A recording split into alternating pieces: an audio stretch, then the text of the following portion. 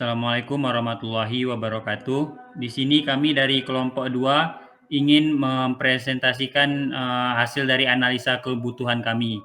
Yang di sini kelompok 2 beranggotakan Bang Birrul Walidain, Maulidi Amanda Putri, Iftaul Fadlan, Azal Ziliasari, dan Sidki Rabani.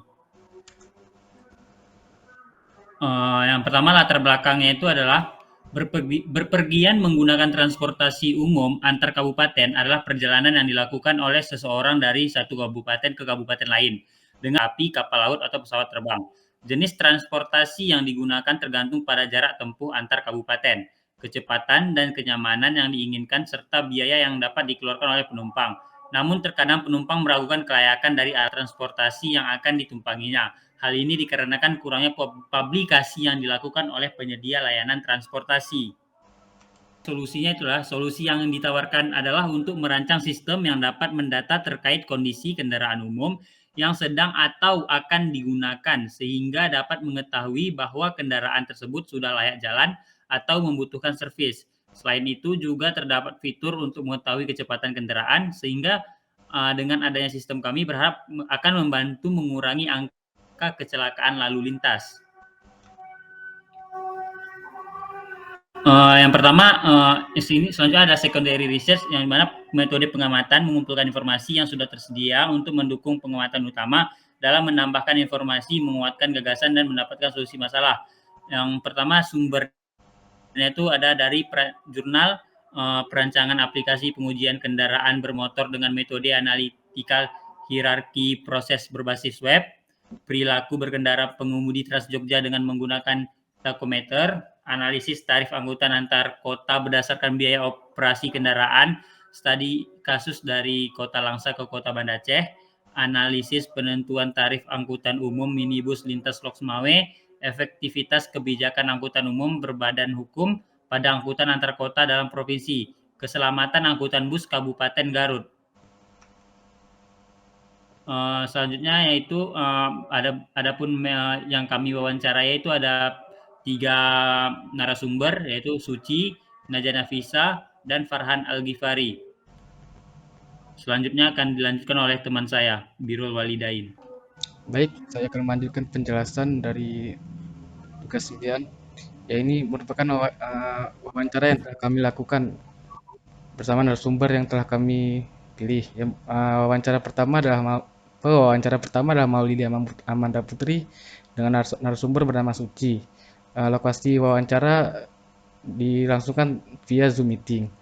Lalu selanjutnya wawancara kedua yang mewawancari adalah Birrul Walidain dengan narasumber Farhan Al-Ghifari. Dan lokasi wawancara adalah di KOS. Lalu selanjutnya ada wawancara ketiga. Orang yang melakukan wawancara adalah Iftaul Fadlan dengan narasumber Najah Nafisa. Lokasi wawancara adalah dengan menggunakan via Zoom meeting. Lalu selanjutnya adalah temuan secondary research. Yang pertama adalah penyebab tingginya angka kecelakaan karena mengabaikan kelayakan kendaraan untuk berpergian. Yang kedua, masih banyak layanan transportasi umum belum berbadan hukum, sehingga belum dipastikan kelayakannya. Lalu yang ketiga, penyebab kecelakaan dominan dipengaruhi oleh faktor manusia. Lalu yang terakhir adalah untuk meminimalisir kecelakaan pada transportasi umum, perlu adanya jaminan ketertiban administrasi, kesiapan pengemudi, dan kelayakan kendaraan atau sarana.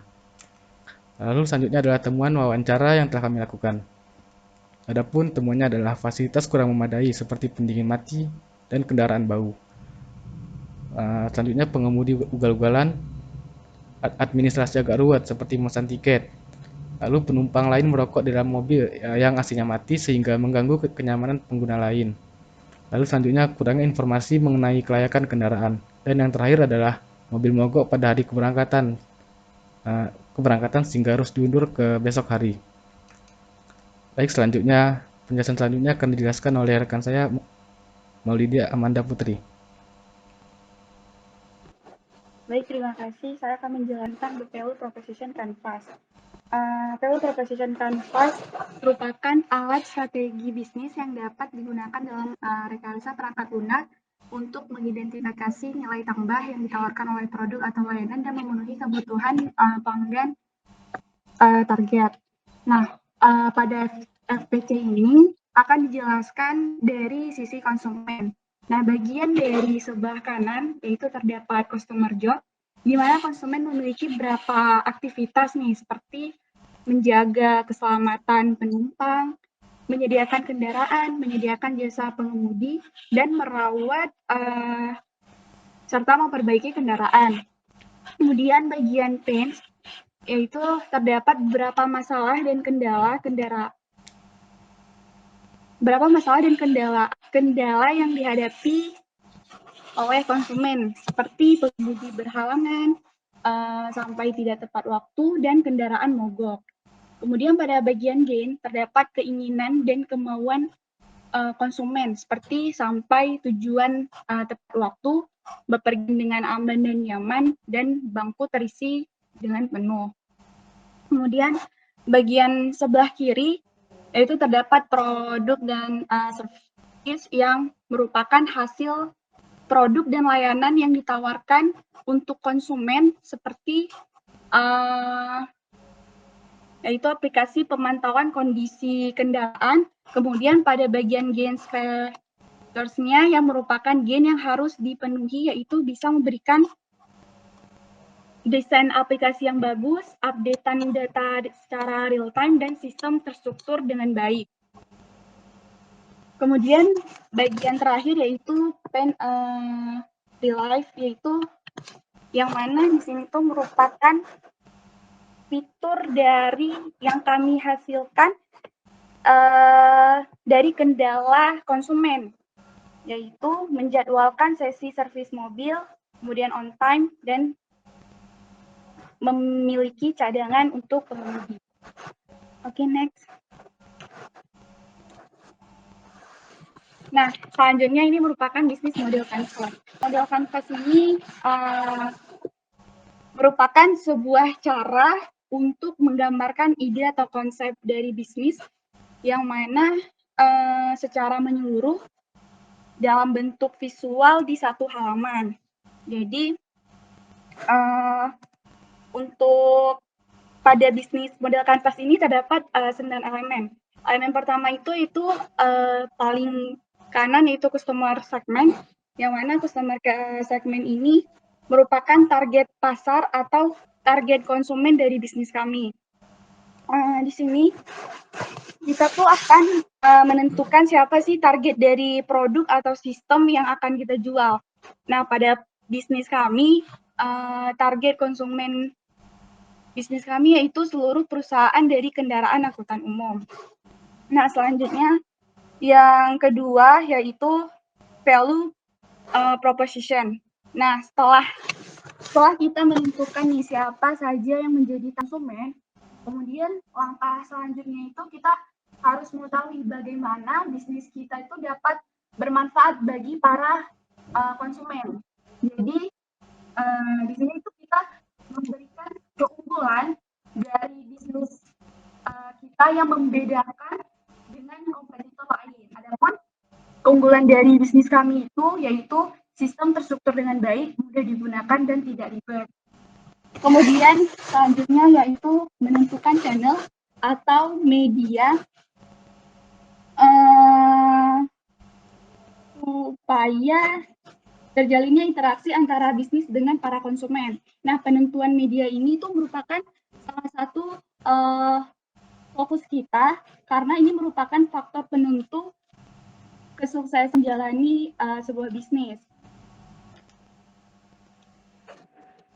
Nah, adapun channel untuk bisnis kami yaitu media sosial, browser, dan iklan. Kemudian customer relationship. Nah, di sini kami menggunakan live chat dan customer service. Selanjutnya yaitu revenue streams, yaitu menentukan sumber pendapatan. Nah, pendapatan kami itu dari setiap perusahaan yang bekerja sama dan menggunakan aplikasi kami. Kemudian selanjutnya itu ada key resource, itu sumber daya atau aset yang kami miliki untuk mendukung jalannya bisnis, yaitu seperti software, admin, dan server. Selanjutnya itu key partnership, Di sini kami menentukan siapa sih supplier dan partner yang tepat untuk bisnis kami. Di sini kami yaitu. Nah, selanjutnya key activity yang menggambarkan mengenai seluruh aktivitas yang berkaitan dengan jalannya bisnis. Pada kegiatan yang harus kami lakukan pada bisnis kami ini, yaitu melakukan desain aplikasi, pemasaran, dan pemeliharaan aplikasi. Nah, yang terakhir yaitu cost structure. Cost structure ini merupakan elemen terakhir, di sini menjelaskan apa saja biaya yang harus dikeluarkan untuk menyukseskan atau menjalankan bisnis. Nah, adapun biaya yang dikeluarkan untuk bisnis kami yaitu biaya pemasaran dan promosi, serta biaya server dan admin. Oke, sekian dari kami. Lebih dan kurang mohon maaf. Wabillahi taufiq wal hidayah. Wassalamualaikum warahmatullahi wabarakatuh.